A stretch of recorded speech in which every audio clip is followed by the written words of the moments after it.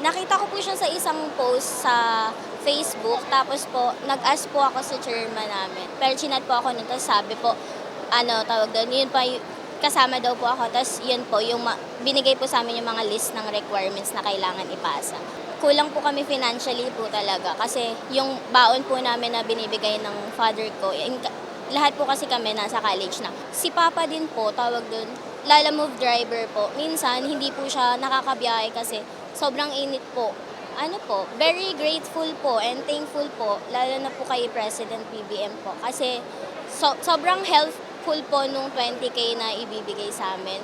And talagang makakatulong siya, lalo na po malapit na po akong mag-thesis, ganyan.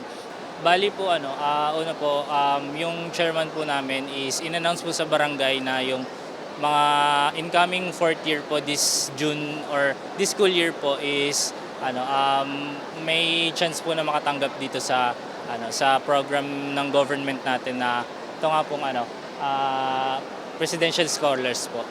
Bali po minsan din po kasi ayun po, wala din po talaga ganon. Kumbaga kinakapos din po. Kaya po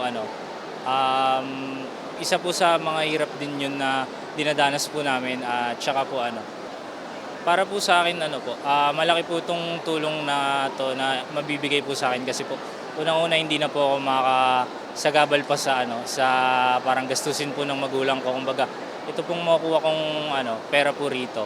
Pwede ko na pong magamit siya para po sa school po. Ganun po. Kung kapusin man po, may huhugutin din po ako. Nagagalak po yung puso ko na makatanggap at napili ako dito sa sa scholarship program ng gobyerno po. Tapos pangalawa po gusto ko lang rin pong taus-pusong magpasalamat sa mga buwis po ng tao na hindi rin po kasi magiging posible ito kundi din po dahil sa kanila. Yun nga po, bali po, yung nursing po yung sa tuition fee pa lang ay mahal na po. Parang 100K sa FEU. Tapos buti naman natataguyod ng pamilya.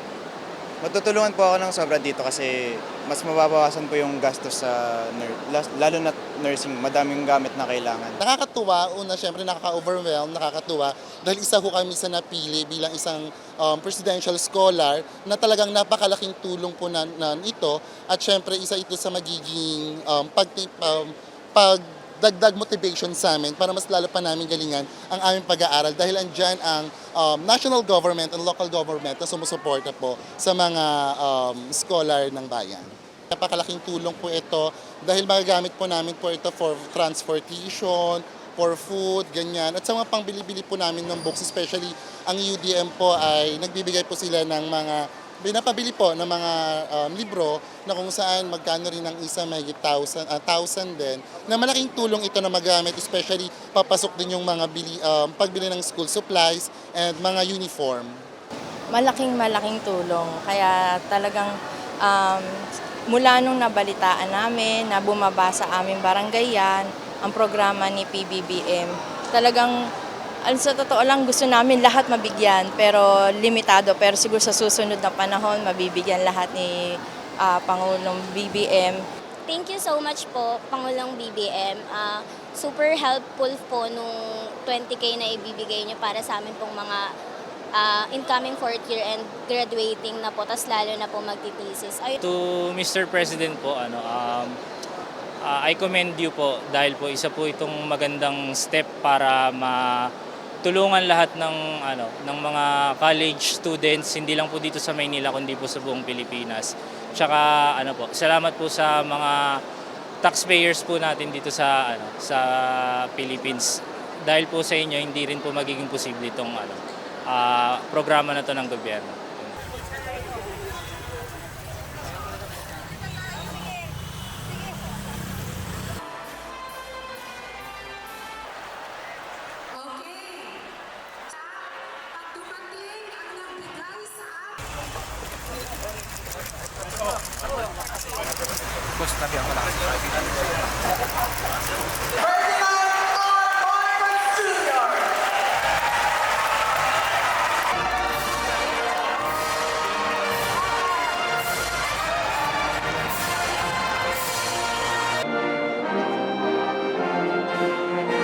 Hindi tumitigil si Pangulong Marcos na tulungan ang lungsod ng Maynila.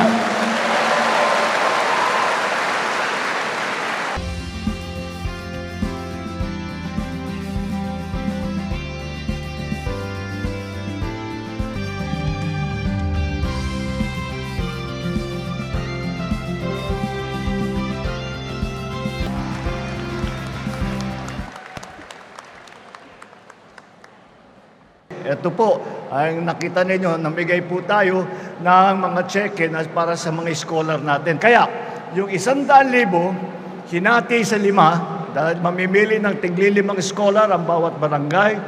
Bawat scholar ay tumanggap ngayon ng 20,000, 20,000 bawat isa para sila ay may gagamitin para sa pag-aaral nila.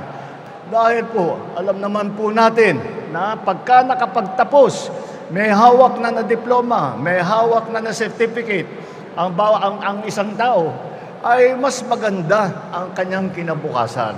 Mas maraming magagawa, mas madaling makahanap ng trabaho, mas maganda ang kinabukasan ng hindi lamang ng estudyante na nag-graduate, kung hindi pati na yung pamilya nila, pati na yung komunidad nila, yung barangay nila, yung lungsod nila, at yung buong Pilipinas.